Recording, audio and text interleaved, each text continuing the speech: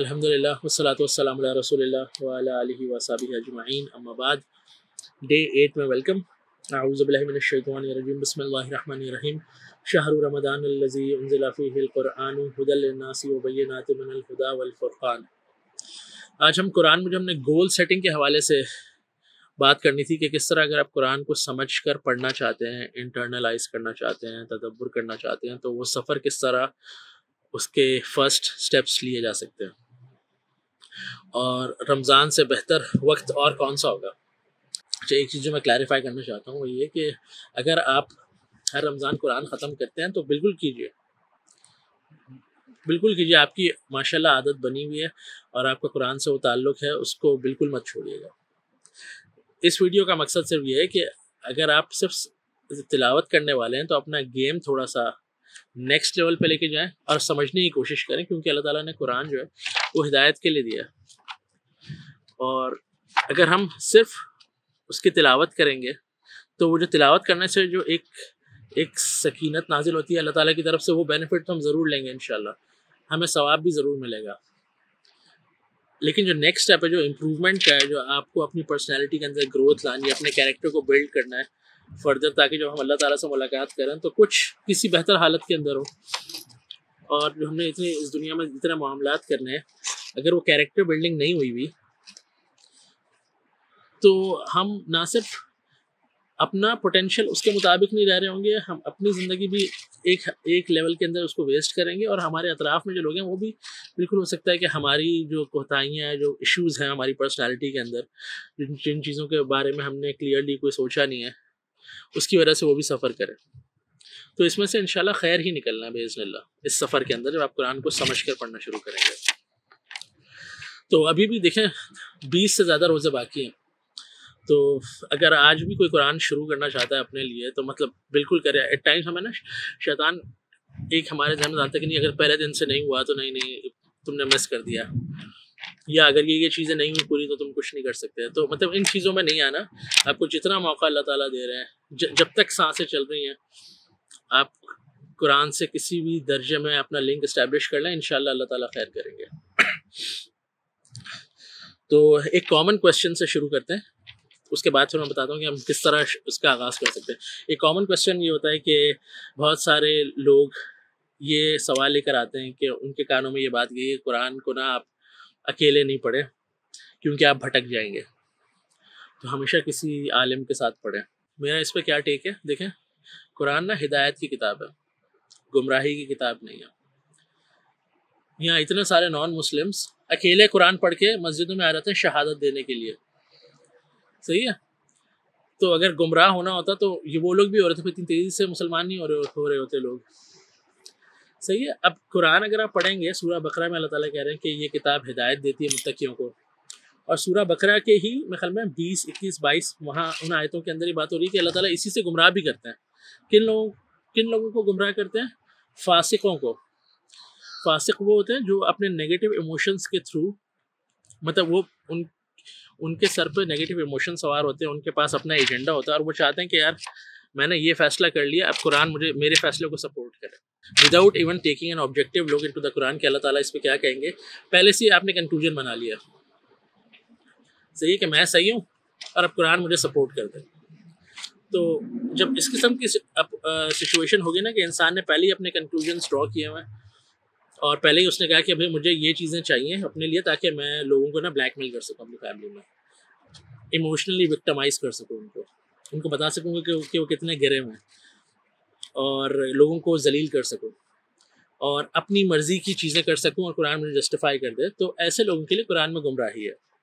تو جب بھی آپ قرآن کا یہ سفر شروع کریں، اب ہمیشہ اپنے آپ سے پوچھیں کیا میں قرآن کو ایز اے متقی بن کے اپروچ کر رہی ہوں یا کر رہا ہوں، یا ایز اے فاسق بن کے آ رہا ہوں یا آ رہی ہوں، صحیح ہے؟ وہاں سے رولز آف دا گیم خود ہی سیٹ ہو جائیں گے۔ اگر آپ سنسیئر ہیں نا تو آپ نے اللہ تعالیٰ کو کہنا ہے کہ یا اللہ میں سچا ہوں، میں سچی ہوں اپنی جستجو کے اندر، جو سچ ہے اور حق ہے نا، اور وہ راستہ اور وہ عمل جو اینڈ میں آپ قبول کر لینا، بس مجھے آپ وہاں تک پہنچا دیں، اس کے لیے میرے سینے کے اندر وسعت ڈال دیں، اس کے لیے میرے دل اور دماغ کو اتنا کھول دیں کہ میں اس پہ عمل کر سکوں، اس کے لیے میرے ایمان میں مضبوطی لے آئیے، رائٹ؟ تو اب آپ آپ ایک سنسیئر بندے کی طرح اپروچ کر رہے ہیں قرآن کو، اور انشاءاللہ اس میں سے خیر ہی نکلے گی. Having said all of this, yes, جب آپ قرآن پڑھیں گے تو اس میں بہت سارے آپ کے ذہن میں سوال آئیں گے جو کہ نیچرل ہیں. اس کا مطلب ہے کہ you are paying attention all this time, آپ کچھ سوچ رہے ہیں اس کے بارے میں، اور چیزیں ریکنسائل نہیں ہو پا رہی. اس کی بہت ساری وجوہات ہو سکتی ہیں، کہ ہو سکتا ہے کہ آپ اس کو صحیح اینگل سے نہ دیکھ رہے ہو سکتا ہے کہ آپ نے جو پہلے انفارمیشن ابزارب کی وہ آپ کی انڈرسٹینڈنگ اس وقت صحیح نہیں تھی، اور ہو سکتا ہے کہ وہ دونوں چیزیں صحیح ہوں لیکن اس میں وہ کانٹیکسچولائز ہوں چیزیں. تو تب آپ ڈیفینیٹلی ہمیشہ جائیں گے اسکالرس کے پاس اور کویسچنس لکھ کے پوچھیں گے ان سے. تبھی جب قرآن پڑھیں تو ایک جرنل بھی بنا لیں ساتھ، کہ اس میں جو چیزیں آپ کے دل کو لگتی ہیں، ہٹ کرتی ہیں، وہ آیتیں نوٹ کر لیں، ان کو یاد کر لیں، ایٹ لیسٹ ضرور لکھ کے رکھیں کہ اس میں سے مجھے کیا سمجھ آئی، کیا مجھے ہٹ کی. اور جو آیتیں نہیں سمجھ آ رہی، جو تفاسیر اور ترجمے آپ کو نہیں سمجھ آ رہے، تو وہ بھی لکھ لیں. اور وہ بھی جب موقع ہے ان کا، جب آپ کسی بھی اسکالر سے پوچھ سکیں یا ان کو بھیج سکیں، تو وہ ضرور پوچھیں. تبھی تو آپ کی گروتھ ہوگی انٹلیکچولی، اسپریچولی. اسی کو تو گروتھ کا نام کہتے ہیں. اگر ہر چیز آپ ماں کے پیٹ سے سیکھ کر آئیں گے تو یہاں ہم باہر آ کے کیا سیکھیں گے؟ صحیح.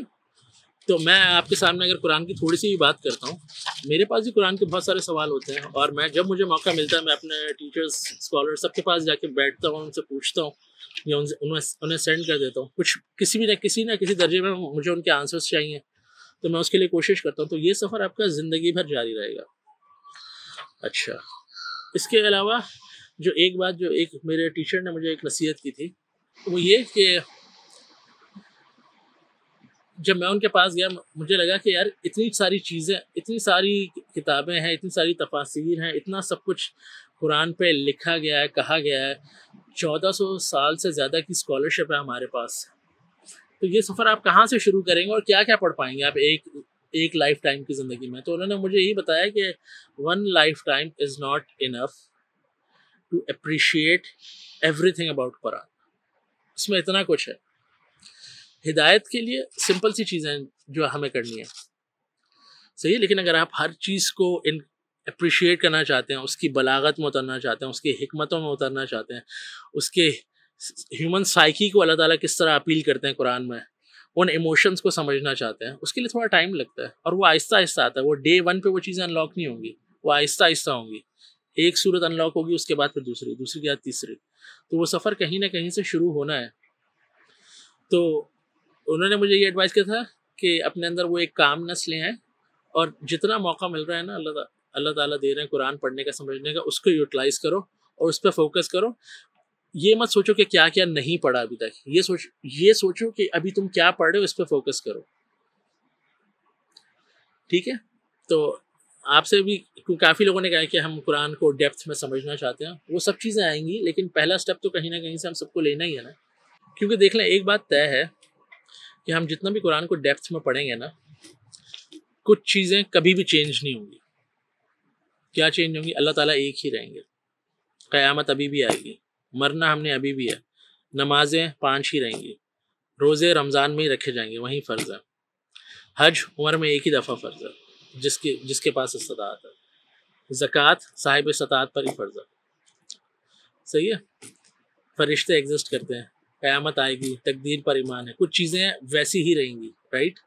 کچھ بھی یہ آپ ہلا ہی نہیں سکتے، کیونکہ یہ انایویٹیبل ہے. اس میں کوئی امت میں اختلاف ہی نہیں ہے.